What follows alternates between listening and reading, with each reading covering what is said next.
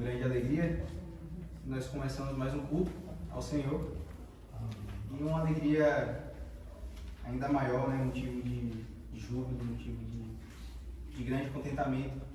A gente saber que podemos cultuar esse Deus, adorar esse Deus de forma pública, né? Quantos irmãos neste momento estão sendo perseguidos em outros países porque não podem cultuar publicamente, mas nós temos esse benefício, esse enorme benefício, que é a possibilidade de cultuar o Senhor sem medo das perseguições.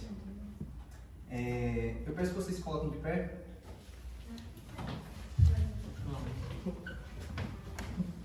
E nesse momento, irmãos,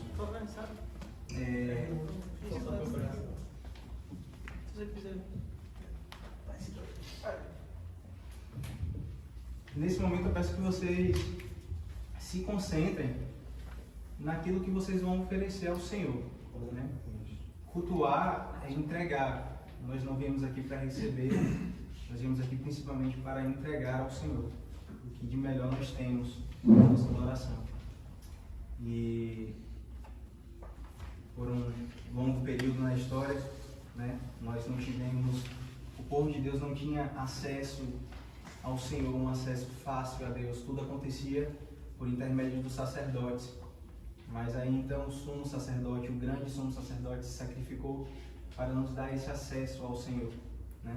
Para que então nós possamos prestar um verdadeiro culto, entregar um verdadeiro sacrifício de louvor ao Senhor. Então, neste momento, que não seja só mais um ato formal, né, mas que realmente tenha um sentido espiritual. Você entregue aquilo que está no fundo do seu coração, com sinceridade, aquilo que você tem de mais precioso ao Senhor neste momento. Nós vamos entoar o primeiro cântico, Jesus em Tua Presença.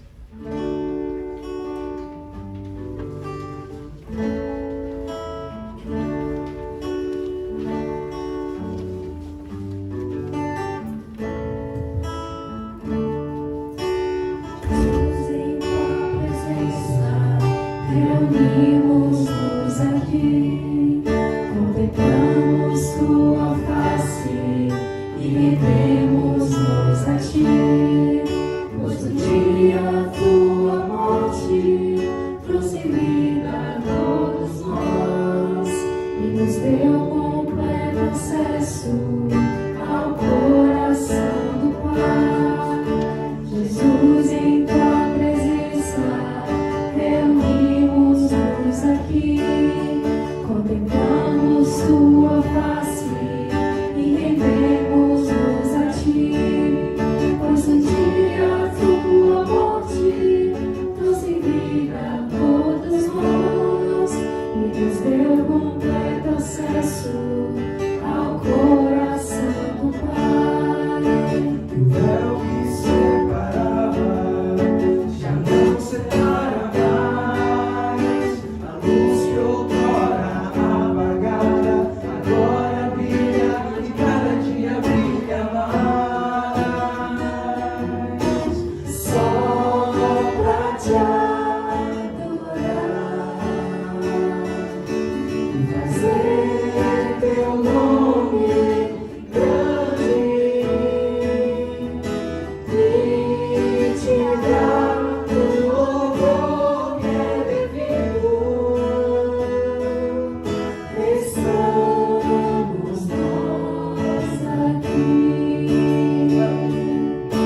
O véu que separava já não separa mais, a luz que outrora apagada agora brilha e cada dia brilha mais.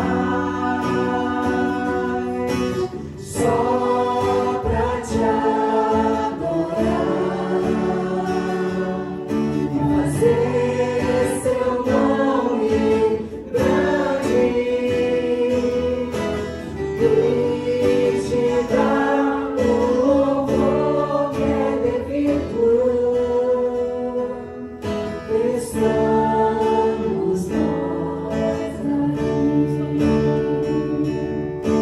Estamos nós aqui.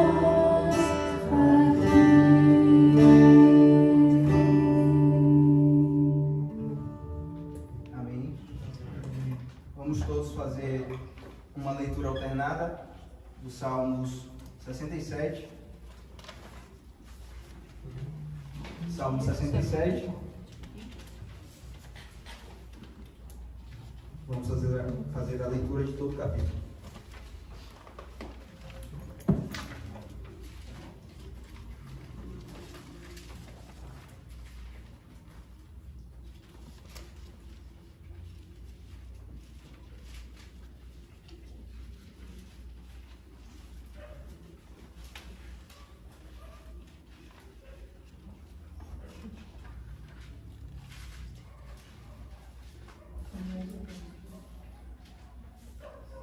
Salmos 67. Eu vou ler os versículos ímpares dos irmãos dos pares. Vamos lá. Seja Deus gracioso para conosco e nos abençoe e faça resplandecer sobre nós o seu rosto. Para que se conheça na terra o teu caminho e em todas as nações a tua salvação. Louvem-te os povos, ó Deus, louvem-te os povos. Alegrem-se e exultem as gentes, pois julgas os povos com equidade e guias na terra as nações. Louvem-te os povos, ó Deus, louvem-te os povos todos. A terra deu seu fruto e Deus, nosso Deus, nos abençoe. Todos juntos? Abençoe-nos, Deus, e todos os confins da terra o temerão. Amém. Cântico grande ao Senhor.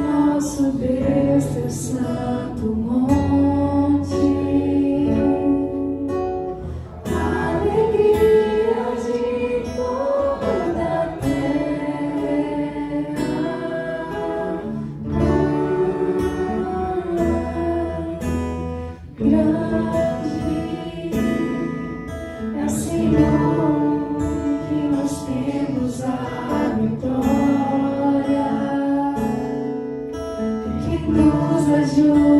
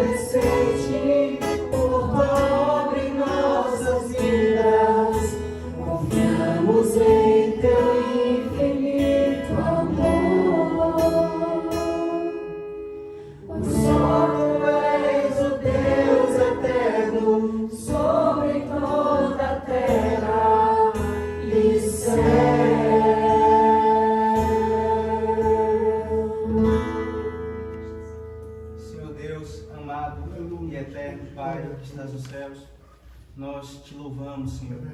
Nós te agradecemos, Pai, por mais um dia de vida. Nós te agradecemos, Pai, por tua infinita bondade e misericórdia. Nós te agradecemos, Pai, porque nós não somos merecedores, Senhor, do teu agir. Ainda assim, o Senhor tem mostrado compaixão diariamente por todos nós, Pai. O Senhor tem demonstrado que o Senhor é um Deus bom em todo o tempo. E é por isso, Senhor, que nós te agradecemos. Nós te adoramos, Pai, pela tua maravilhosa essência, pela tua divindade. Nós te adoramos, Pai, porque o Senhor está muito além do que nós podemos alcançar aqui como humanos. Mas, ainda assim, Senhor, o Senhor nos deu esse acesso a Ti e compartilhou de alguns atributos, Senhor, para conosco. E é por isso que nós te adoramos, Senhor, nós te louvamos, nós te bendizemos. E é essa oração, Pai, de louvor e de adoração que fazemos a Ti esta noite, no nome de Jesus. Amém.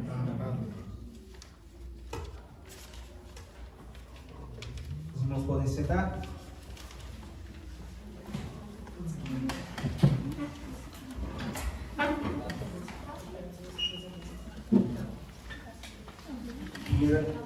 Primeira Pedro,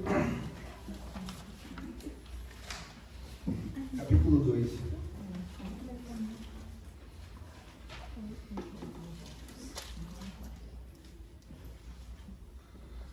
Pedro é lá no final das Escrituras.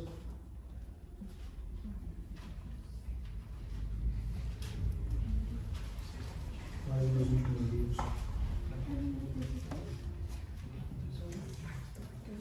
Primeira Epístola de Pedro, capítulo 2.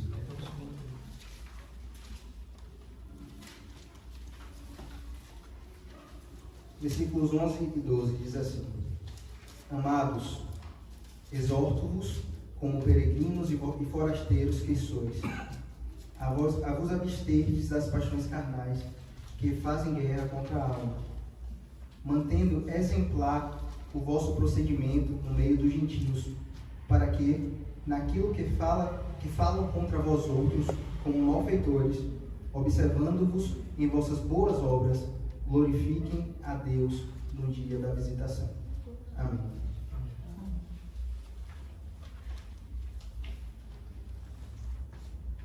Nesse momento, meus irmãos, iniciando nosso ato de contrição, eu peço a todos vocês que estejam com o coração quebrantado diante do Senhor, verdadeiramente contrito em arrependimento, para que não seja mais um mero ato de formalidade, mas que realmente tenha sentido. Nós precisamos entender a importância desse ato para o nosso momento de culto. E é por isso que eu peço a vocês que estejam com o coração quebrantado mesmo diante do Senhor. Né? Nós aprendemos através de João, né, que o sangue de Jesus ele tem poder para nos livrar de todo o nosso pecado, né, de todo o nosso pecado. E dentro desse texto existem dois princípios, um de continuidade, né, porque embora o texto esteja no tempo do presente, né, ele nos purifica, mas ele também significa que tem essa conotação, né, de que também nos purificou no passado, continua nos purificando e ainda irá nos purificar dos nossos futuros pecados. E também de completude, porque não é só dos nossos pecados, mas de todos os nossos pecados. Então, não importa o que você tenha feito, não importa a gravidade, se foi algo que você considera pequeno ou grande, não importa se foi há 10 anos atrás ou há 10 minutos, porque o sangue do Senhor Jesus nos purifica de todo o pecado. Então, nesse momento, eu peço que vocês abaixem suas cabeças, né, e em silêncio orem ao Senhor, confessando seus pecados ao Senhor. E em alguns instantes eu peço que Otto quebre o silêncio com oração de contrição. Amém.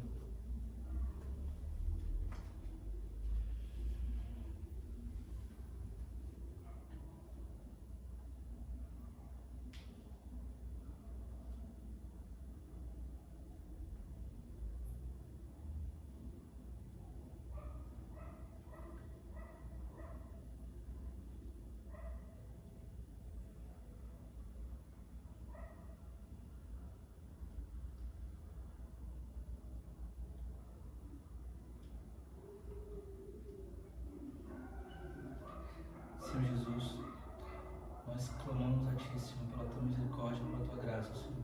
A Tua palavra nos diz, Senhor, que o Senhor nos de misericórdia, um Deus de compaixão, Senhor. E a tua palavra diz que aquele que se arrepende e deixa, Senhor, alcança misericórdia, Senhor. Por isso estamos aqui diante de Ti, na Tua presença, Senhor, pedindo perdão pelas nossas falhas, pelos nossos pecados contra Ti, ó Deus. Nós sabemos o quão graves são nossos pecados, Senhor, do quanto isso fere a Tua santidade, ó Deus. Por isso entendemos, ó Deus, que necessitamos do Teu perdão, Senhor, da Tua misericórdia, Senhor. E a Tua palavra diz que aquele que perdoa, que é aquele que pede perdão, Senhor, que se arrepende e que deixa alcançar misericórdia, Senhor.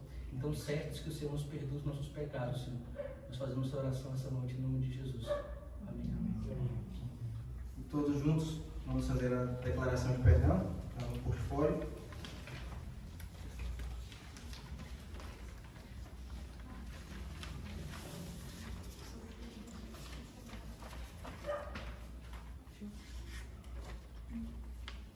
Vamos lá.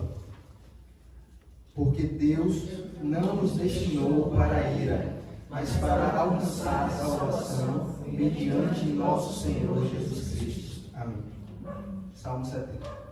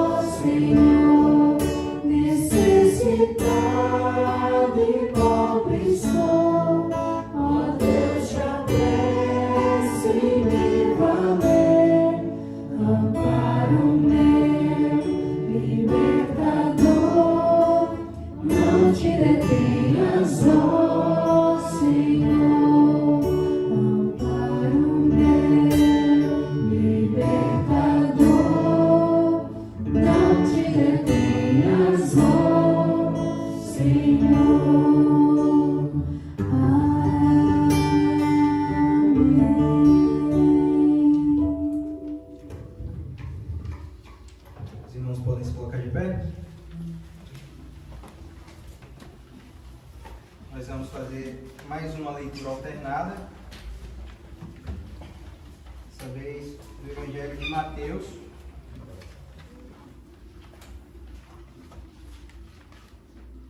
Primeiro livro do Novo Testamento.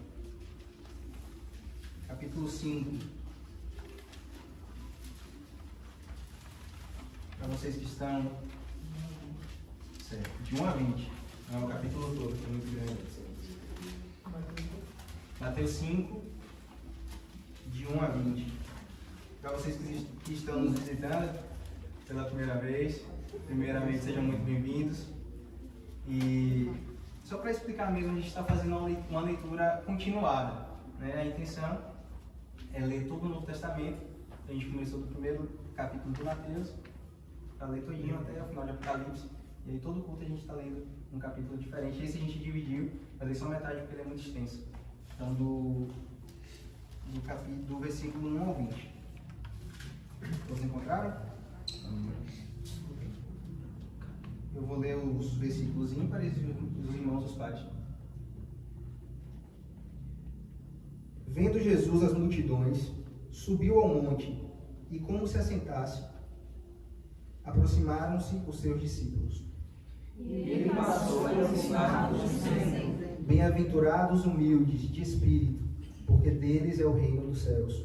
Bem-aventurados os que choram, porque serão consolados. Bem-aventurados os mansos, porque herdarão a terra. Bem-aventurados os que têm fome e sede de justiça, porque serão fartos. Bem-aventurados os misericordiosos, porque alcançarão misericórdia. Bem-aventurados os limpos de coração, porque verão a Deus. Bem-aventurados os perseguidos, e por causa da justiça, porque deles é o reino dos céus. Bem-aventurados os que sofrem perseguição por causa da justiça, porque deles é o reino dos céus. Bem-aventurados os pacificadores, porque serão chamados filhos de Deus. Bem-aventurados os perseguidos por causa da justiça, porque deles é o reino dos céus. Bem-aventurados sois quando por minha causa vos injuriarem e vos perseguirem, e mentindo dizerem todo mal contra vós. Regozijai-vos e exultai, porque é grande o vosso galardão nos céus, pois assim perseguiram os profetas que vieram antes de nós. Vós sois o sal da terra. Ora, se o sal vier a ser insípido, como lhe restaurar o sabor? Para nada mais presta senão para, lançado fora, ser pisado pelos homens. Vós sois a luz do mundo. Não se pode esconder a cidade edificada sobre o monte. Nem se acender uma candeia para colocá-la debaixo do alqueire, mas no velador, e alumia todos os que se encontram na casa. Assim vive também a vossa luz diante dos homens, para que vejam as vossas obras e glorifiquem a vosso Pai que está nos céus. Não penseis que vim revogar a lei ou os profetas. Não vim para revogar, vim para cumprir. Porque em verdade vos digo, até que o céu e a terra passem, nem um rico ou um tio jamais passará na lei, até que tudo seja cumprido. Aquele, pois, que violar um desses mandamentos, posto que dos menores, e assim ensinar os homens, será considerado mínimo no reino dos céus. Aquele, porém, que os observar e ensinar, esse será considerado grande no reino dos céus. Porque Jesus disse: se a vossa justiça não exceder a dos escribas e fariseus, jamais entraremos no reino dos céus. Amém. Ainda em pé, nós vamos entonar mais um cântico. Seja engrandecida.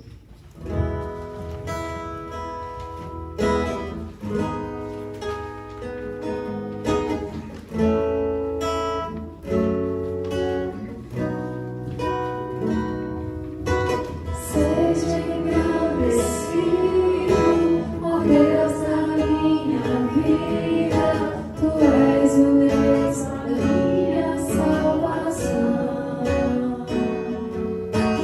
És a minha rocha, a minha segurança, meus lábios sempre te exaltarão.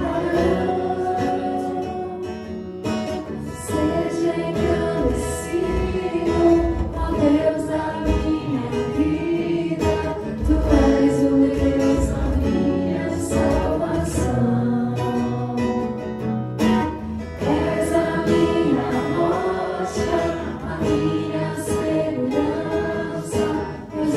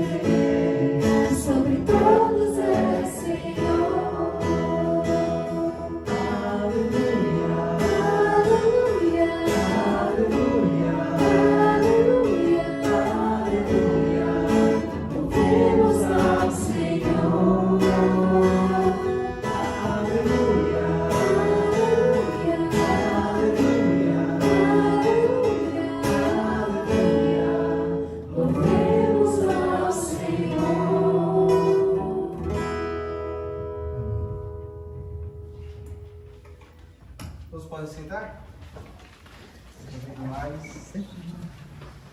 Mais uma vez trazer a palavra esta noite.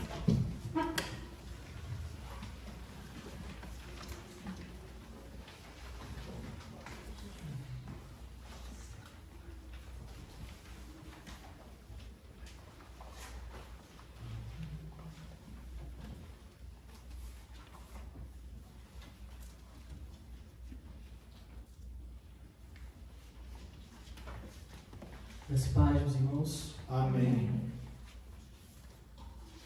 quero convidar os irmãos essa noite a abrirem a palavra do Senhor, nossa Bíblia, no livro de João, no Evangelho de João, capítulo 3.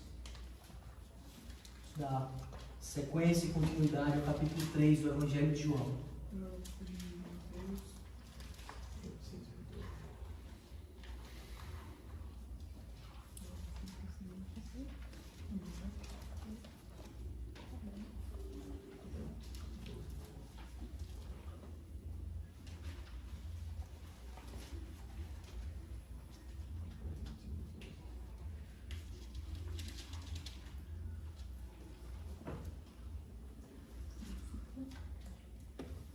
Todos os irmãos encontraram? João, capítulo 3, a partir do versículo 22. Versículo 22 em diante.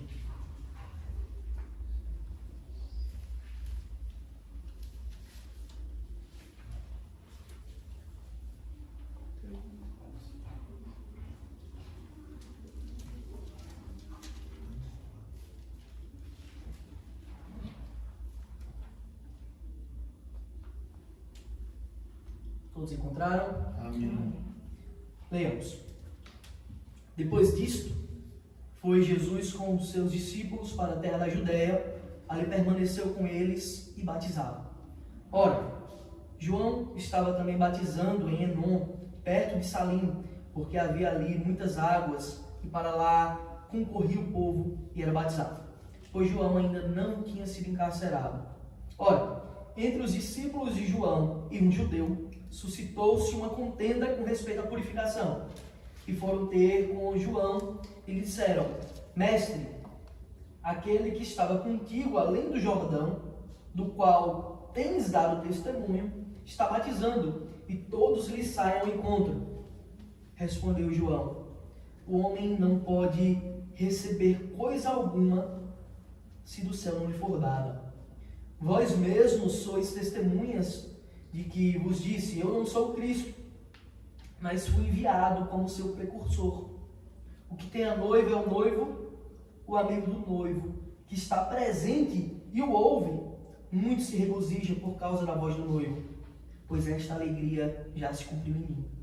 Convém que ele cresça e que eu diminua. Quem vem das alturas certamente está acima de todos. Quem vem da terra é terreno e fala da terra. Quem veio do céu está acima de todos e testifica o que tem visto e ouvido. Contudo, ninguém aceita o seu testemunho. Quem todavia lhe aceita o testemunho, por sua vez, certifica que Deus é verdadeiro, pois o enviado de Deus fala as palavras dele, porque Deus não dá o Espírito por medida. Pai ama o Filho e todas as coisas tem confiado às suas mãos. Por isso, quem crê no Filho tem a vida eterna. O que todavia se mantém rebelde contra o Filho não verá a vida, mas sobre ele permanece a ira de Deus. Oremos. Deus Santo, Deus infinito, imenso, Senhor nosso Deus, estamos aqui, Pai, nessa noite para te prestar culto, para reconhecer publicamente que não temos nada, não temos outro bem além de Ti, não temos outro Senhor, e não há outro nome por quem importa que nos reunamos para prestar culto, senão a Ti, o único e verdadeiro Deus. Por isso Te louvamos, Pai, por isso bendizemos o Teu nome, por isso reconhecemos que o Senhor é majestoso, conhecemos a Tua glória, e humildemente, Pai, como servos que teremos que prestar contas diante de Ti, de cada ato. nós te pedimos, Senhor, auxilia-nos, pois até para te prestar culto precisamos da tua ajuda, pois com as nossas forças, com o nosso intelecto, a nossa capacidade humana, não faremos o que é bom diante de ti. Mas se o Senhor nos ajudar, se o Senhor estiver, Pai, nos movendo em cada ato com o teu Santo Espírito, certamente o Senhor receberá esse culto com um aroma suave e agradável. Por isso eu te peço, ó Senhor, nosso Deus, que o Senhor nos auxilie, que o Senhor ilumine, Pai, as nossas mentes, que o Senhor nos traga, Pai, a atenção plena para a Tua Palavra e cada coisa, Pai, mencionada nessa noite, que cada detalhe da Tua Palavra lido, pregado, seja unicamente para a Tua glória, não para a glória de homens, não para ego próprio, não para a vaidade de quem quer que seja, senão para que o Senhor seja glorificado, pois não há outro Deus, não há outro Senhor, senão a Ti, ó Pai. Usa-nos e abençoa-nos para que possamos fazer o melhor para Ti. Assim te oramos, Senhor, humildemente, em nome de Jesus. Vamos orar.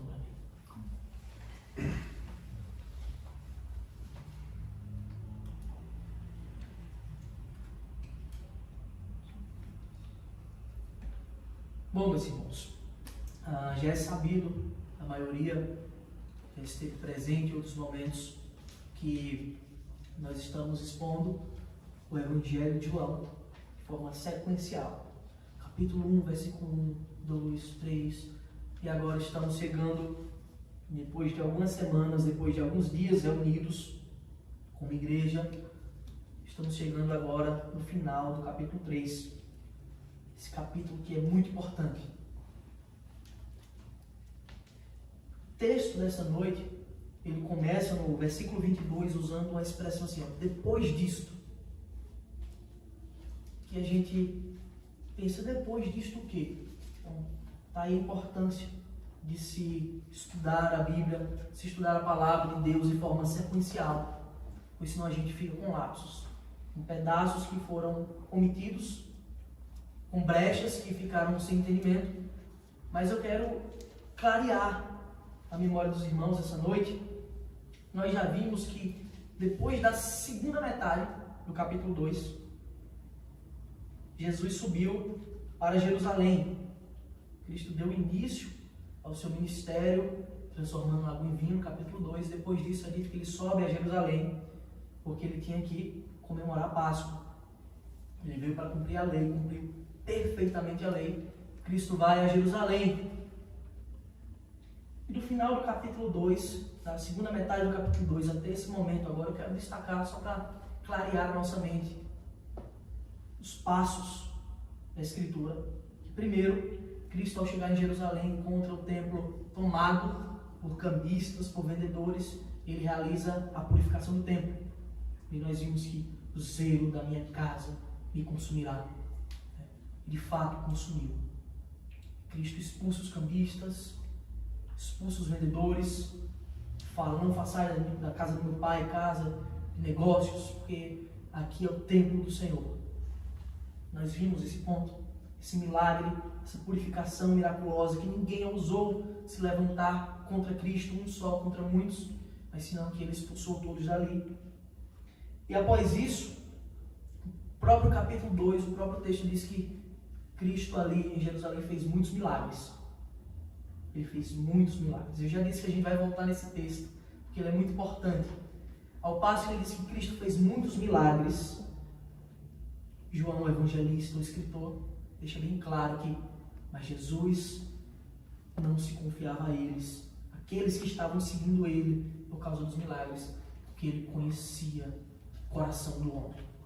Ele sabia o propósito daqueles que estavam o seguindo. E o terceiro ponto que eu quero destacar, já aqui no começo do capítulo 3, na primeira metade, é narrado o diálogo de Cristo com Nicodemos. Nicodemos foi procurar a Cristo no escuro. Nós passamos 2 semanas estudando esse diálogo importantíssimo onde está o versículo mais famoso da Escritura: Deus amou ao mundo de tal maneira que deu seu Filho unigênito, para que todo que nele crê não pereça, mas tenha a vida eterna. Então, esses foram os passos dados por Cristo em Jerusalém, na terra da Judéia. Ele saiu da Galileia e foi à terra da Judéia fazer isso. E a partir daí, João, o evangelista, disse, depois disso, aí nós chegamos no versículo 22, que diz: depois disto, foi Jesus com seus discípulos para a terra da Judéia, ali permaneceu com eles, batizado. Alguém um pouco desavisado pode pensar, mas Cristo ele já estava na terra da Judéia, Jerusalém fica lá. De fato, algumas traduções mais antigas talvez ficaria mais adequado, que elas deixam claro que Cristo ele foi ao interior da Judéia. Ele adentrou mais os territórios da Judéia, ao interior da Judéia, e ele estava com seus discípulos e batizado. Esse versículo parece simples, né, em termos históricos de interpretação. A gente entende, Cristo foi para o interior e estava continuando seu ministério batizando.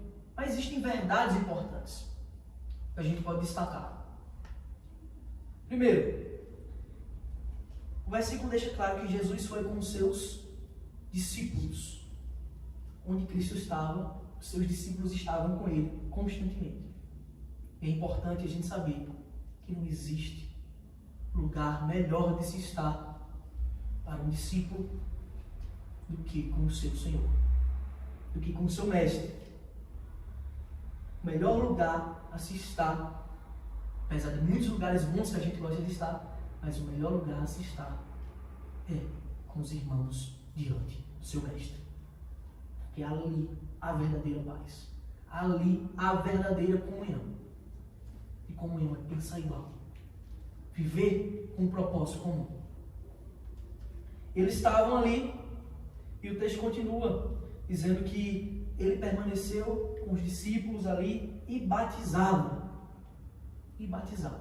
Bom, isso aqui é só a força da expressão que João traz, porque no capítulo 4, texto imediatamente depois que se segue esse, os irmãos podem ver aí, no versículo 1 diz: quando, pois, o Senhor veio a saber que os fariseus tinham ouvido dizer que ele, Jesus, fazia e batizava mais discípulos que João, versículo 2, se bem que Jesus mesmo não batizava, e sim os seus discípulos, que fique claro, quem praticava o ato do batismo eram os seus discípulos, mas obviamente assistidos pelo Mestre, contemplados pelo Mestre, que dava a ordem.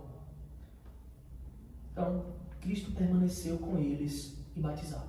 A gente pode pensar como pensamento comum e natural de todo aquele que quer fazer sucesso no mundo gospel, né? Como tem muitos por aí que acham que igreja é um comércio, que acham que igreja é para ser uma coisa grandiosa.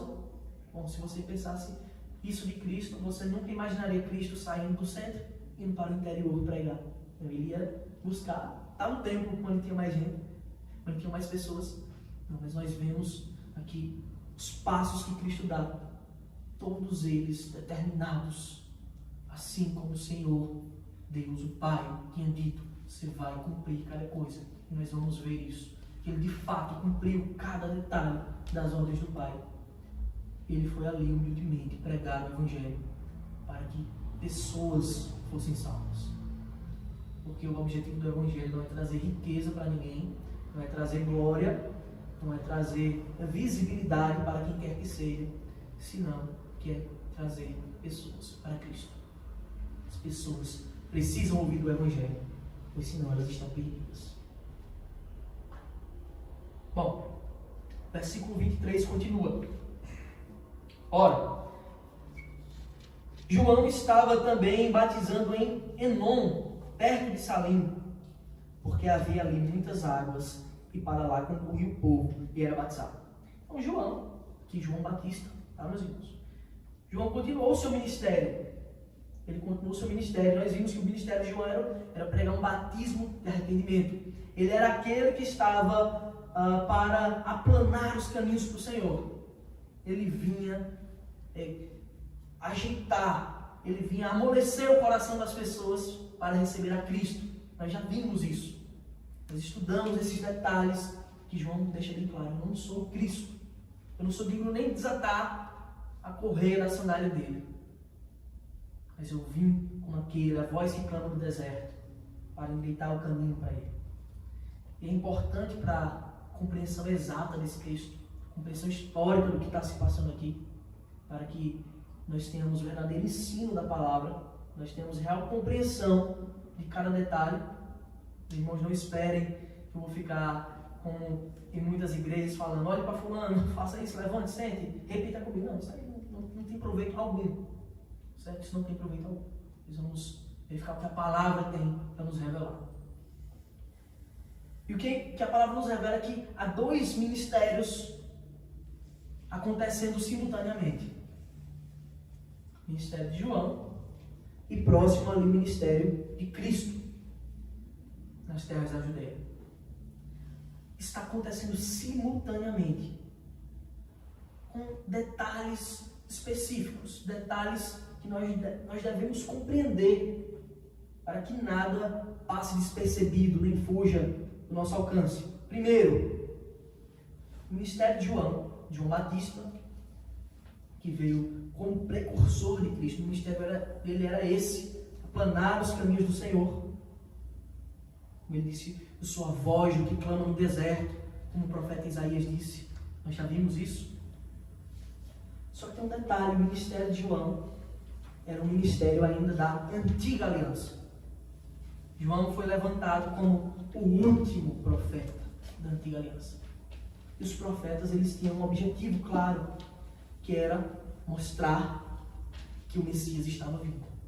E depois de 400 anos, mais ou menos, de Malaquias, João é levantado para apresentar o Senhor, para apresentar aquele que veio, que se fez carne para morrer em nosso lugar. E temos, ao mesmo tempo, acontecendo o ministério. Isso acontece por pouco tempo. Nós vamos aqui, mais na frente, João foi morto, foi assassinado. Mas isso acontece, chega a acontecer. É tanto que esse texto existe por causa disso. Tudo que está aqui escrito, está escrito por causa disso, porque os dois ministérios estão acontecendo ao mesmo tempo.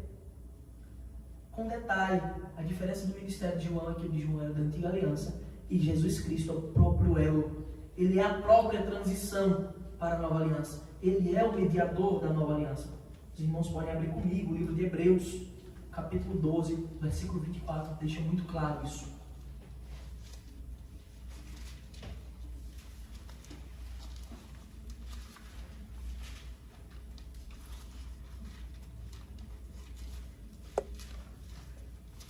Hebreus 12, 24 diz que a Jesus, o mediador da nova aliança, e ao sangue da aspersão que fala coisas superiores ao que fala o próprio Abel. Deixa bem claro, Jesus, ele que é o mediador da nova aliança. A nova aliança existe por intermédio dele. Ele é a nova aliança, fica muito claro que o seu sangue é o sangue da nova aliança. Não mais o sangue de animais derramados. Aquilo ali só representava, só apontava para ele que viria derramar seu sangue em favor de muitos. Temos ali os dois ministérios acontecendo simultaneamente. Bom, para que tudo fique claro para a gente, porque talvez lendo os evangelhos sinóticos, Mateus, Marcos, Lucas, eles não dão certos detalhes que só João dá. O evangelista ele deixa bem claro, no versículo 24, pois João ainda não tinha sido encarcerado. Pouca coisa após isso, João vai ser encarcerado. Mas até então ele ainda não tinha sido preso. Ele ainda não tinha sido assassinado. E aí chegamos ao primeiro ponto que eu quero tratar com os irmãos essa noite. O primeiro ponto que eu quero tratar com os irmãos essa noite é a diferença, as discrepâncias entre zelo e idolatria. Preste atenção.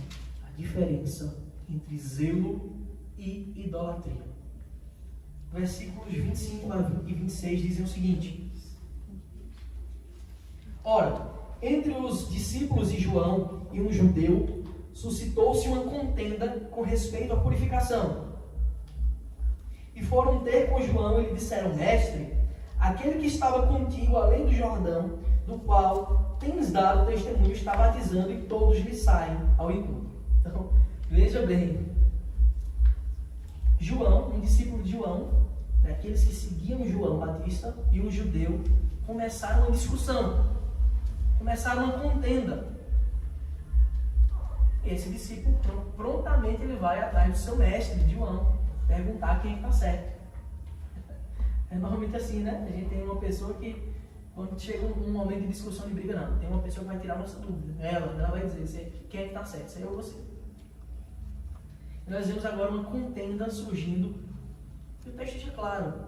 Qual o motivo? Purificação. Aparentemente o motivo é esse, acerca da purificação. Então, em outras palavras, purificação era um dos pontos centrais do ministério de João, que ele praticava o batismo de arrependimento. E o texto começa dizendo que Cristo estava em outro lugar batizando com seus discípulos. Então o problema é esse. Tem alguém batizando também. E aí a gente vê, infelizmente, isso é comum, a falsa sensação de zelo pelas coisas de Deus. Um enrijecimento de coisas que não eram para serem enrijecidas, podem causar danos à igreja, podem causar danos a uma comunidade cristã. Quando você tenta requerer de outras pessoas aquilo que o próprio Deus não requer. Temos exemplos vários disso na igreja. Na Romana, temos a obrigatoriedade do celibato por meio dos líderes, e aí quantos caos, quantos problemas e quanto caos é gerado disso aí. Em algumas igrejas temos um problema de ordem, olha, você tem que usar determinado tipo de roupa. A gente bem sabe que existem roupas vulgares que não devem ser usadas. Mas determinadas igrejas, só querendo que use essa roupa aqui. E é colocado um jugo desproporcional naquilo que Deus nunca requeriu. E essa falsa sensação de zelo, ela causa danos, e mais danos na igreja. São muitos os aspectos que fazem isso. E eles estavam com essa contenda. Eles queriam agora ver quem está certo acerca desse problema da purificação. Como é que se purifica? Quem é que deve fazer? Quem é que pode fazer? Quem não pode? E no versículo 26, diz o seguinte: E foram ter com João e lhe disseram. Então, tem algumas frases que eu quero destacar desse versículo. Daquilo que eles estão querendo saber de João. Primeiro, eles chamam João de mestre, ou seja, certamente foi um discípulo que se dirigiu a João, por reconhecer que ele era o mestre, aquele que ia tirar a dúvida, rabi, uma posição de respeito no meio do povo judeu. Mestre, aquele que estava contigo, então ele sabia de quem se tratava, porque o próprio João tinha batizado Cristo. O próprio João tinha declarado: Eis o Cordeiro de Deus que tira o pecado do mundo. Nós já vimos isso. O próprio João tinha dito já: olha, eu não sou digno de desatar as correias da sandália. Ele tem a primazia, não eu. O João tinha falado, dado testemunho de Cristo em várias situações. E eles agora estão ali: Mestre, aquele que estava contigo além do Jordão. E agora eles falam: está batizando. Aquele que estava contigo além do Jordão, do qual tens dado testemunho, eles ainda reconhecem aquilo que você tem dito. Ele está batizando. E agora? Como assim? Será que temos um concorrente? A ideia é essa: a gente tem um concorrente, alguém que vai levar nossas ovelhas, vai levar o nosso dízimo para lá. A ideia é essa. Aquele que estava contigo agora está batizando. E agora? Quem é que está certo? Não para por aí. Fica evidente o problema da sua fala, a forma como ele pergunta nessa sentença final. Olha o problema aqui: do qual tens dado testemunho, está batizando, E olha o tom de ciúmes, de clubismo aqui. E todos lhe saem ao encontro. Veja o medo que ele tinha. Ele achava que tinha um zelo tão grande pelo mestre, o respeito pelo seu mestre João. Na verdade, o que ele estava fazendo aí era idolatria. Ele estava sendo idólatra. E agora ele traz essa bomba, coloca na mão de João Batista para João Batista resolver. Todos lhe saem. Quando a gente analisa com atenção, nós vemos de fato a intenção dele. O problema dele não era teológico, o problema dele não era compreender de fato, olha, eu tenho uma dúvida. Não, o problema dele era pecado.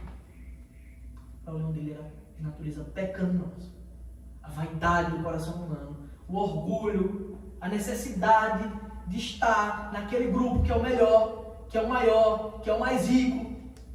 Necessidade era tão grande que ele agora estava questionando o mestre, que constantemente dava testemunho de Cristo.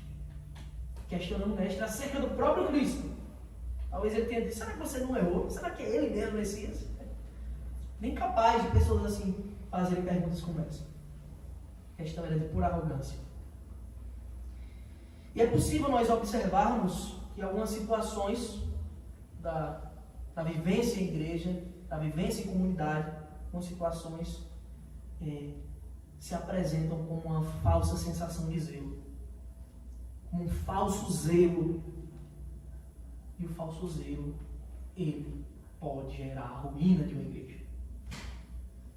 O falso zelo e a falsa ideia de que existem pessoas mais importantes que outras, existem pessoas que têm proeminência na casa de Deus, ela pode causar problemas gravíssimos. Destaquei aqui 2 exemplos hipotéticos, mas que certamente acontecem. Primeiro é a famosa carteirada gospel, né? A famosa carteirada gospel. Fulano é pastor. Se ele é pastor, então ele está certo. Automaticamente certo. É assim? Ele é título. Vale presbítero. Mas está certo. Isso acontece com terceiros falando e acontece com o próprio. Você vai tocar no ungido de Deus? Você vai me questionar? Quantas vezes isso acontece constantemente em todos os tipos de igreja? As que são as mais sérias, as mais corrompidas. Carteirada, Deus. Com a falsa sensação de zelo, você introduz elementos na vivência da igreja que causam a ruína e a destruição de uma comunidade. O outro é a ideia de tempo, né? A ideia de tempo também é muito comum. Você é menino ainda. Antes de você nascer, eu já estava aqui fazendo isso. Como se o tempo que você está em uma posição ou fazendo alguma coisa mostra que você é superior. Em alguns casos, de fato, a vivência, o tempo, ele gera experiência.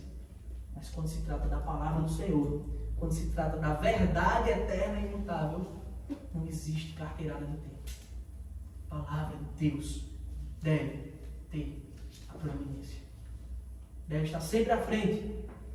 E qual é a palavra de Marco? Quem é a palavra de qualquer um aqui? Que palavra é essa que pode ter mais poder que a Escritura? É simples. Nenhum. Nós vemos isso. Nós vemos constantemente isso. Por isso que é importante nós buscarmos de fato a Escritura. Compreender o que Deus nos revela através da sua palavra. Porque só assim a gente não pode ser enredado por falsas doutrinas, por falso zelo, por carteirada, seja o que for. E João agora ele começa de forma amorosa, mas enfática, a responder aquele discípulo. Ele agora vai de fato tirar a dúvida daquele discípulo. Vamos ver o que João vai dizer. E é muito importante isso. É uma lição que fica para nós, não só para aquele discípulo, mas para nós, uma lição de vida aplicável. Versículo 27, dito: respondeu João: um homem não pode receber coisa alguma se do céu não lhe for dado. O homem não pode receber coisa alguma se do céu não lhe for dado. Então, primeiro, não questione. Não questione o ministério de Cristo. Não é qualquer não. É o de Cristo especificamente. Não questione o ministério de Cristo. Porque se ele está fazendo, porque Deus está com ele. E mais que isso, vocês foram minhas testemunhas que eu batizei. E a Trindade toda estava presente ali, o Filho, tendo o Espírito pousando sobre ele como um pombo, e a voz do Pai que vinha do céu: este é meu Filho amado em que me comprazo. Vocês não viram isso? Que ele do alto tem sido abençoado, que o seu poder vem do alto. E a resposta de João revela uma maturidade extrema de alguém que realmente é humilde, como nós lemos, bem-aventurados os humildes, porque deles é o reino dos céus. Nós vemos essa maturidade extrema para entender a sua posição, para entender para que ele foi chamado. Nós vemos que os ministérios de fato cristãos, os ministérios verdadeiramente cristãos, certo?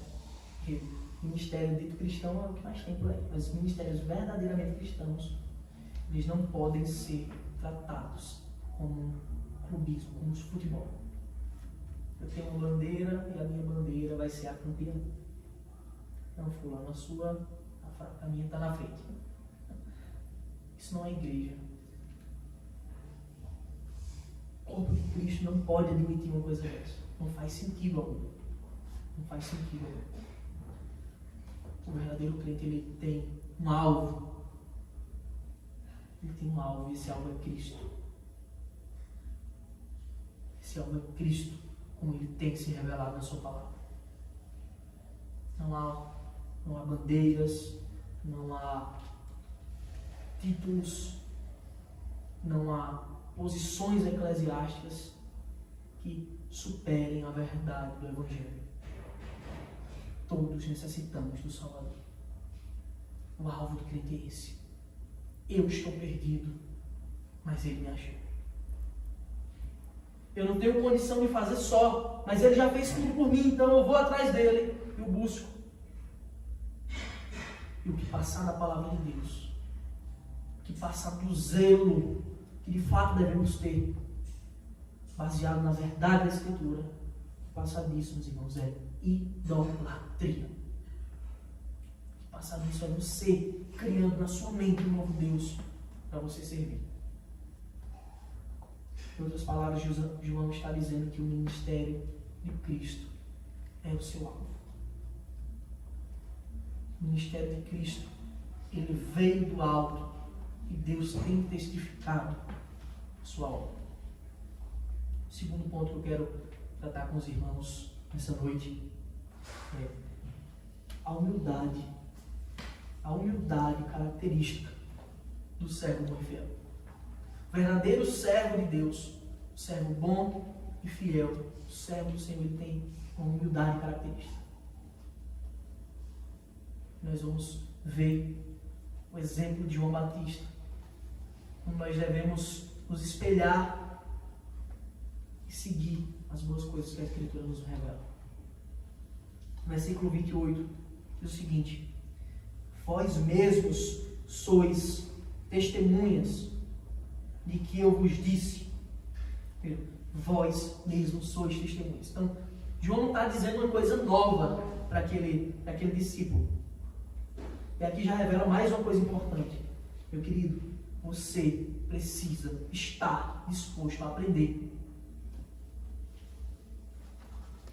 Você não só precisa ter alguém que ensine você.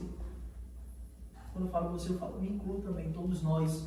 A gente não tem que ter só alguém que ensine, mas nós devemos estar prontos para ouvir.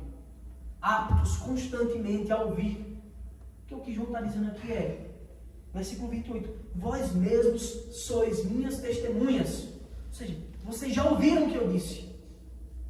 Se vocês tivessem de fato prestado atenção, se vocês quisessem de fato aprender o que eu tinha dito, vocês já saberiam.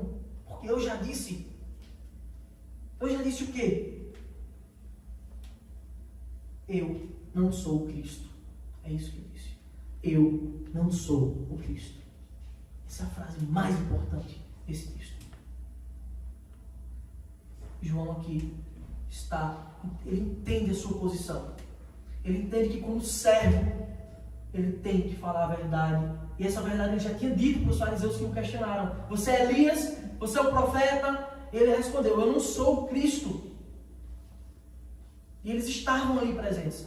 Eles já deviam saber disso. Eu não sou Cristo. Eu não posso assumir uma posição que não é minha. Eu não posso receber uma glória que não é minha. A glória é dele. E o que João está sendo extremamente humilde. Porque o que está acontecendo aqui, ele sabe que ele veio com o propósito de preparar os caminhos para Cristo. E Cristo agora está em ascensão. Seu ministério está crescendo. Isso revela uma coisa para João. João sabia que o seu ministério estava no fim. E ele poderia, como muitos fazem, um apego material a seus títulos, sua posição de liderança, forçar situações que já são insustentáveis. E ele poderia ter forçado, não, já que eu tenho pessoas que gostam de mim, ficam me bajulando, eu vou manter isso aqui e vou levar a minha vida. Não. João sabia que ele veio com um propósito e como servo ele tinha cumprido o seu propósito. Eu não sou o Cristo, mas fui enviado como seu precursor. Fui enviado como aquele que ia abrir os caminhos, aplanar os terrenos, como ele disse, endireitai o caminho do Senhor, como disse o profeta Isaías. Ele veio e fez, cumpriu aquilo que Deus tinha lhe ordenado. E João, de forma muito humilde, o verdadeiro servo humilde, trata assim o Evangelho. Porque a questão não é convém que nós cresçamos. Não faz sentido que hajam estrelas na igreja, que brilhem. Não faz sentido isso. Com João Batista a gente aprende, meus irmãos, que nós somos enviados com uma missão. Com João Batista nós aprendemos que a nossa vida tem um propósito. E o nosso propósito é realizado quando nós servimos. Porque ninguém aqui foi chamado para ser Senhor. Nós somos chamados para ser servos. E a posição de servos, dos servos são muitas. Como alguns pregadores falaram, você tem homens de Deus, servos que nunca deram uma aula na igreja. Nunca pregaram sequer um sermão na vida. Mas foram extremamente importantes para a igreja. Faziam as coisas sem holofotes, mas cumpriam o seu chamado diante de Deus. Nós somos chamados para sermos servos do Senhor, para cumprir a sua vontade, para viver a sua vontade. Nós não somos chamados para aparecer, para ser estrelas, para sermos prestigiados, como muitos acham, é que fulano toca, fulano canta, fulano... Não, ele vai ser prestigiado. Isso tem nada a ver com o Evangelho. Prestígio aqui é de um só. Porque só tem um nome que importa que nós prestemos culto. Cristo, o Salvador. Muitos são os exemplos na história de homens fiéis, de servos. Estou estudando um pouco, eu ouvi, lembrei de um caso clássico da história. Foram homens chamados de os missionários moravianos. Na Morávia, aquele povo tinha eles tinham um ministério que eles tinham uma continuidade de oração. Eram 24 horas de oração. Sempre uma pessoa ia substituir outra, não passava um minuto sequer aquele dia sem oração. Sempre existiam pessoas, era uma corrente de oração constante que virava os dias constantemente. E ali tem alguns jovens que souberam que existia um senhor escravista. Eles já tinham tentado entrar em contato e pedir para ir lá evangelizar os escravos. Eles não iam querer libertar nem nada. Essa história é real, meus irmãos. E aquele homem disse, não aceita. Ele era ateu, assim. Não aceita isso. E aí eles decidiram, jovens ainda, por volta dos 16, 17 anos, eles decidiram se entregar como escravos para ele, para que eles pudessem evangelizar os outros escravos. Ser humilde é uma característica do servo bom e fiel. Servir a Deus é o propósito. Ninguém pode pensar, que maluco, se eu posso viver nessa vida desfrutando coisas que eu gosto, eu vou me vender, me dar como escravo para pregar o Evangelho. Existem chamados. Você deve cumprir o seu. E Cristo lhe chama. Vamos ler o versículo 29. E João continua. Ao dar uma lição de humildade, ele agora revela a motivação do seu coração por causa disso. Por que ele fez isso? Porque ele está cumprindo de fato a vontade de Deus. Versículo 29, ele diz: o que tem a noiva é o noivo. O amigo do noivo que está presente e o ouve, muito se regozija por causa da voz do noivo, pois esta alegria já se cumpriu em mim. E esse texto, esse versículo, ele nos lembra de quando Abraão, nós já citamos várias vezes aqui no Antigo Testamento, quando Abraão perde Sara, sua esposa, e ele chama o seu servo, Abraão já bem velho. Ele diz: olha, você vai na minha terra, você não vai levar Isaac, você vai só e você vai achar uma esposa para meu filho Isaac. Eu não quero que você tome pessoas de outras terras, eu quero que você tome da minha terra. E o servo de Abraão, ele vai, obediente, ele jura e vai. Chegando lá, ele para os seus camelos, ele faz um trato com o Senhor. Diz: olha, aquela mulher que ao vir tirar água desse poço aqui, deve beber não somente a mim, mas também aos camelos, 10 camelos, é essa mulher. Passando alguns instantes, ele ainda estava nesse trato com Deus, vem descendo Rebeca, e faz assim como ele tinha feito o trato. Tira água, oferece a ele, depois ela mesma prontamente vai tirar água do poço mais vezes e dá de beber a todos os seus camelos. E assim ele coloca logo uma joia nela e diz: eu quero conhecer a sua família. Ele levava ali heranças, boa parte das riquezas de Abraão, ele ia levando todo tipo de riquezas. E conta. E ela aceita se casar. E ela vai sem conhecer Isaac. Na metade do caminho, diz que vê Isaac vindo, coloca o seu véu. Pergunta: é ele? É ele.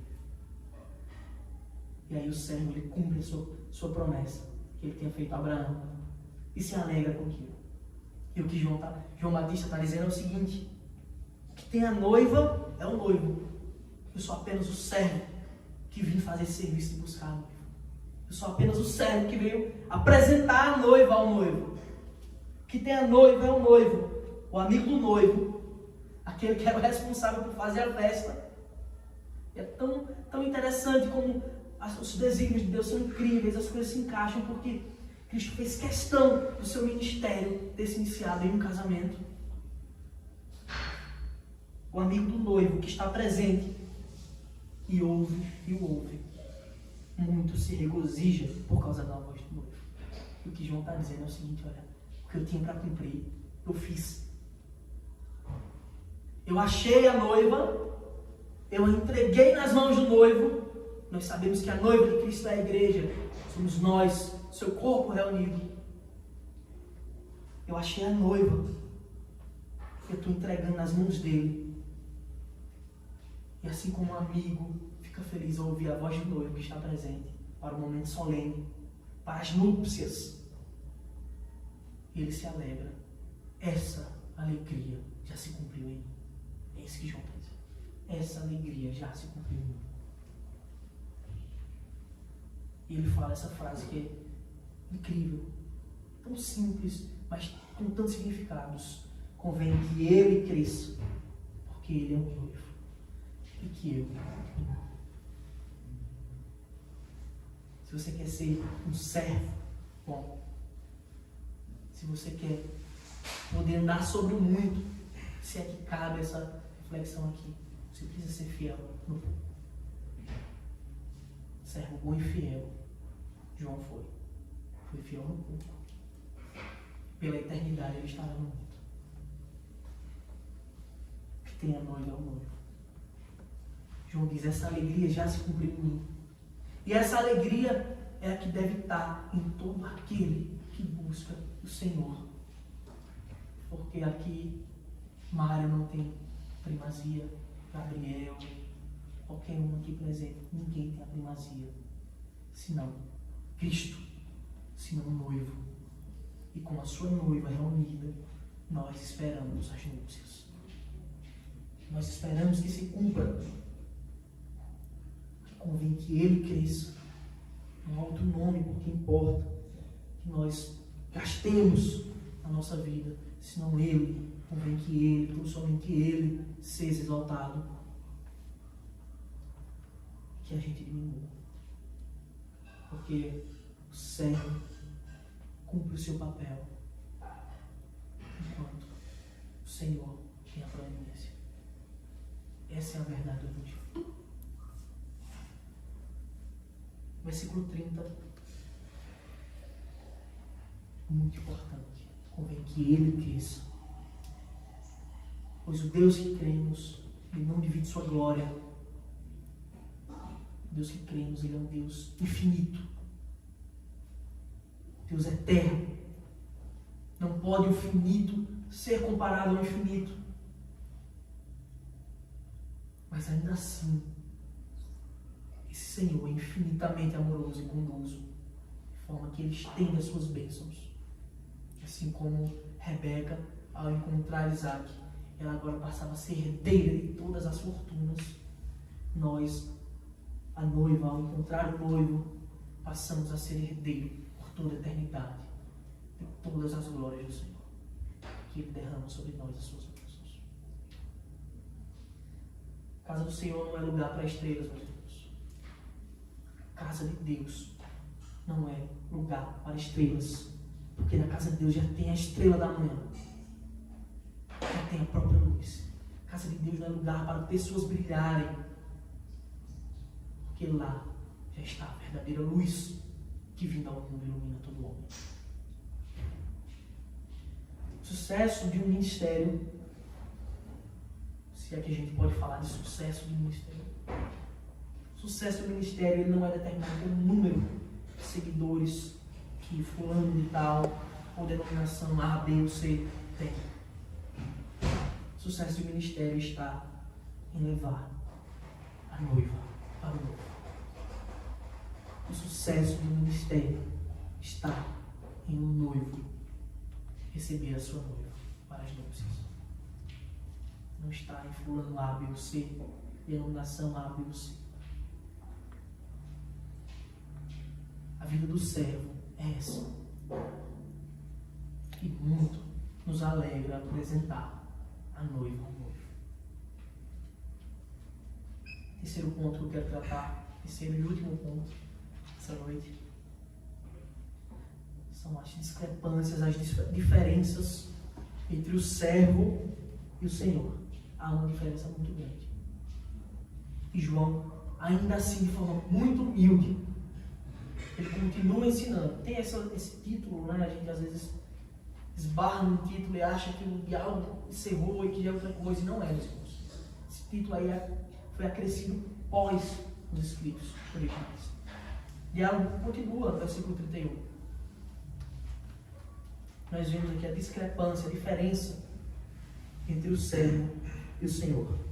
Versículo 31 diz: quem vem das alturas certamente está acima de todos. Quem vem das alturas. João agora, evangelista, o que está escrevendo o texto, ele continua apresentando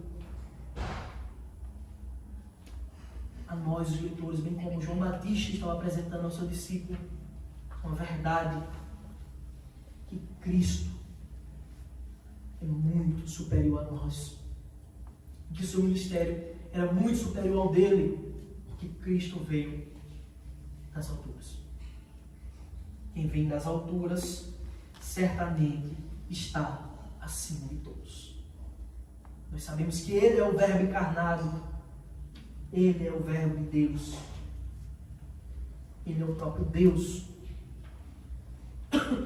E João deixa bem claro, e já tinha deixado claro, como nós vimos no capítulo 1 do Evangelho de João, versículo 30. Ele diz: é esse a favor de quem eu disse, após mim vem um varão que tem a primazia, porque já existia antes de mim. Após mim vem um, mas ele é antes de mim, por isso ele é primeiro. Isso que ele está dizendo.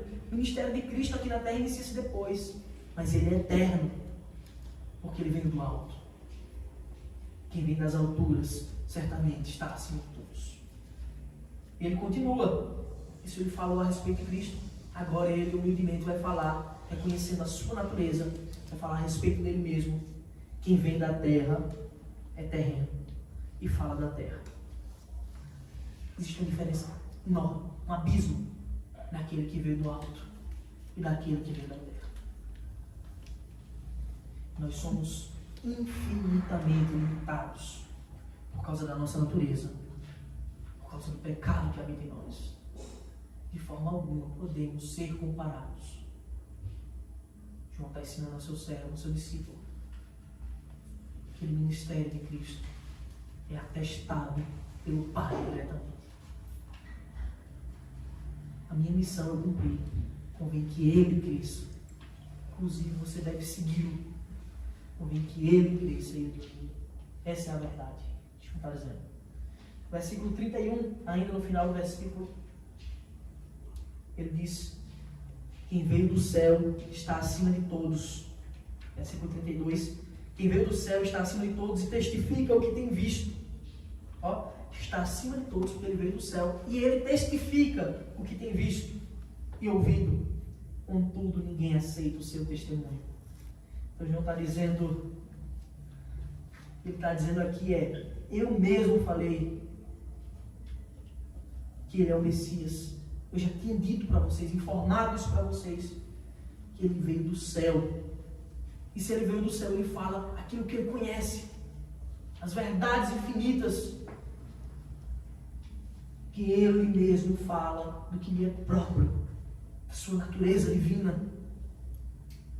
Mas a minha natureza é falha, é fraca, é incomparavelmente menor.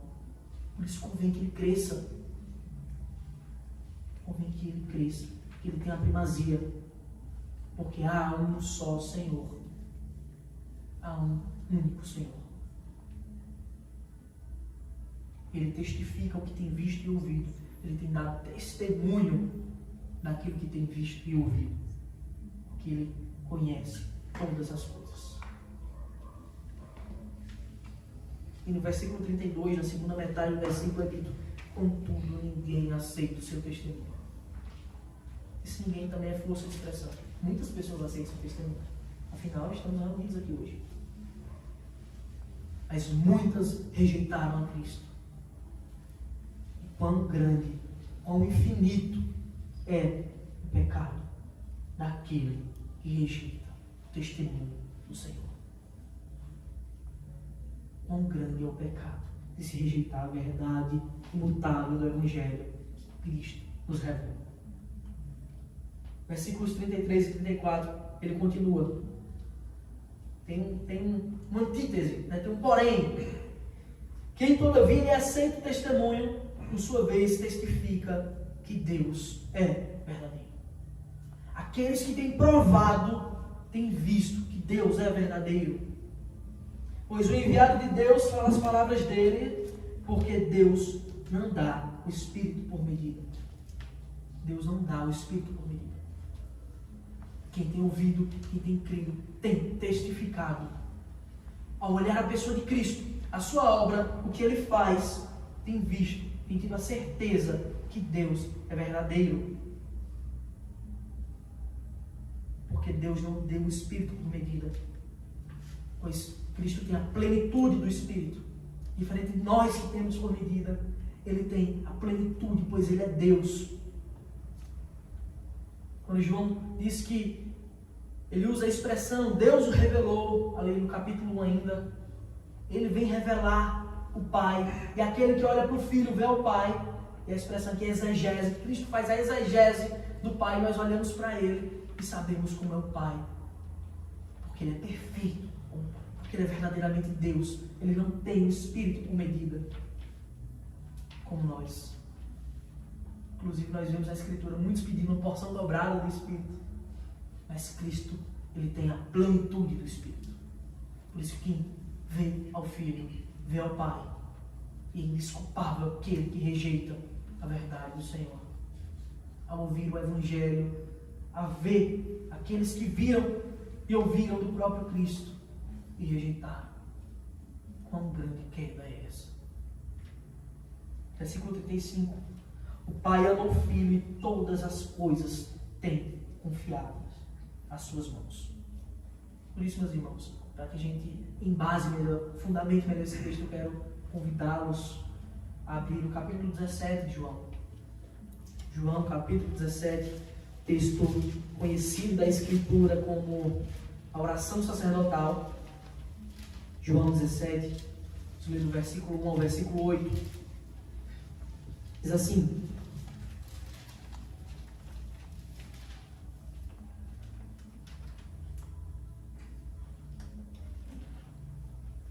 João 17, do versículo 1 ao versículo 8 diz: Tendo Jesus falado estas coisas, levantou os olhos ao céu e disse: Pai, é chegada a hora, glorifica teu Filho, para que o Filho te glorifique assim a ti. Assim como lhe conferiste autoridade sobre toda a carne, a fim de que ele conceda a vida eterna a todos os que lhe deste. E a vida eterna é esta, que te conheçam a ti, o único e verdadeiro, o único Deus verdadeiro, e a Jesus Cristo a quem enviaste. Eu te glorifiquei na terra, consumando a obra que me confiaste para fazer. Está deixando bem claro, eu consumei toda a obra que o Senhor me confiou. E continua: E agora glorifica-me, ó Pai, contigo mesmo, com a glória que eu tive junto de ti, antes que houvesse mundo. Manifestei o teu nome aos homens que me deste do mundo. Eram teus, tu nos confiaste, e eles têm guardado a tua palavra. Agora eles reconhecem que todas as coisas que me tens dado provém de ti, porque eu lhes tenho transmitido as palavras que me deste, e eles a receberam, e verdadeiramente conheceram que saí de ti, e creram que tu me enviaste. A prova, Cristo ele veio e consumou tudo aquilo que o Pai deu. Consumou, concluiu toda a sua obra perfeitamente, cabalmente. De forma que fica claro a excelência do seu ministério e da sua pessoa. Versículo 36 diz: Por isso quem crê no Filho tem a vida eterna. Por isso quem crê no Filho tem a vida eterna. O que todavia se mantém rebelde contra o Filho não verá a vida, mas sobre ele permanece a ira de Deus. Mais uma vez, João, o escritor, João, o evangelista, ele faz questão de narrar acontecimentos, palavras específicas, importantes da fé. Ele faz questão de detalhar os acontecimentos. Nesse versículo, destaco 2, para encerrar, meus irmãos. Primeiro, quem crê no Filho, tem a vida eterna. Fica claro que a promessa que Deus faz de vida eterna, ela não é comprada, conquistada, adquirida por méritos e esforços humanos, senão que é necessário crer na obra do Filho, crer no testemunho de Cristo. Só assim é que somos salvos da ira de Deus. Segundo, a continuação do versículo diz: O que todavia se mantém rebelde contra o Filho não verá a vida, mas sobre ele permanece a ira de Deus. Sobre aqueles que não creram, aqueles que foram incrédulos, infiéis, sobre estes permanece a ira de Deus. Permanece a ira de Deus. Pois como já lemos em João, capítulo 1, versículos 18 e 19. João capítulo 3, versículo 18 e 19. É dito de algo de Cristo com Nicodemos: quem nele crê não é julgado, o que não crê já está julgado, porquanto não crê no nome do unigênito Filho de Deus. E o julgamento é este, que a luz veio ao mundo e os homens amaram mais as trevas do que a luz, porque as suas obras eram más. Esse é o julgamento. Quem nele crê não é condenado. O que não crê já está julgado. E mais uma vez, agora, as palavras de João Batista, falando para o seu servo, para o seu discípulo, ele está dizendo: é necessário que você creia nele, porque senão você está perdido. E como qualquer um, de fato, Deus Santíssimo, Deus infinitamente justo, o Criador, o dono de tudo, encontra-se irado. Ele está irado contra toda impiedade, pecado, perversão, como está escrito em Romanos. Os irmãos não precisam abrir, eu leio. Romanos, capítulo 1, versículos 18 e 19, diz: a ira de Deus se revela do céu contra toda impiedade, perversão dos homens, que detêm a verdade pela injustiça, porquanto que de Deus se pode conhecer, é manifesto entre eles, porque Deus lhe manifestou. O próprio Deus, que é ofendido constantemente pelos nossos pecados, está irado. E ainda assim, de forma infinitamente misericordiosa e amorosa, ele decidiu enviar o seu Filho. E só existem duas possibilidades. Só existem duas. Ou você crê no seu testemunho para a eternidade de glória, ou você rejeita a palavra do Senhor. E a ira de Deus permanecerá por toda a eternidade sobre a sua vida ou sobre a sua morte. O julgamento é este: que a luz veio ao mundo e os homens amaram mais as trevas do que a luz.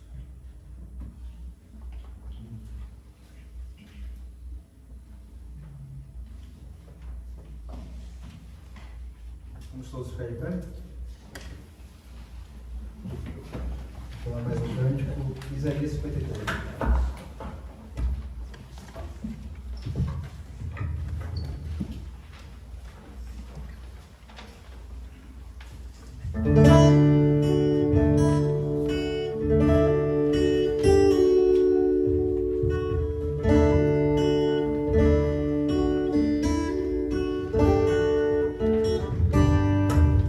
Ele não tinha qualquer beleza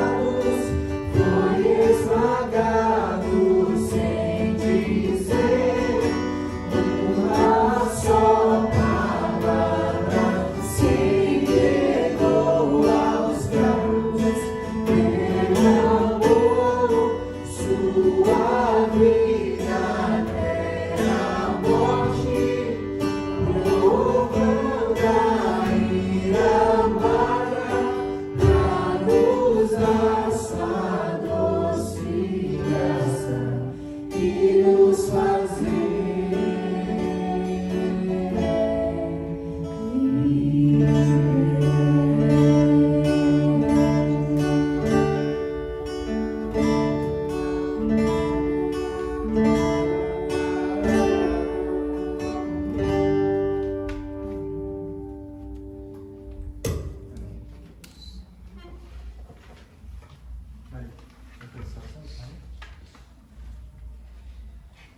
Deus eterno e glorioso, obrigado, Pai, que o Senhor tenha nos abençoado. Pedimos, Senhor, que Tua palavra seja nosso guia, que Tua palavra seja, Pai, nossa luz, unicamente, Pai, para que saibamos os caminhos que devemos seguir, aquilo que compete a nós e a nossa existência. Também te pedimos ao Senhor que o Senhor abençoe cada pessoa aqui presente, que o Senhor cubra, Pai, cada um com a sua graça salvadora, com a sua misericórdia, nos dê um resto de noite abençoado, tranquilo diante de Ti, Pai. Que a nossa vida tenha um propósito, que nós saibamos com humildade viver. Assim que oramos, te agradecemos por tudo, em nome de Jesus, Pai. Amém. Os irmãos podem se cumprimentar. Se souber, se quiserem acompanhar, a gente vai cantar mais um canto.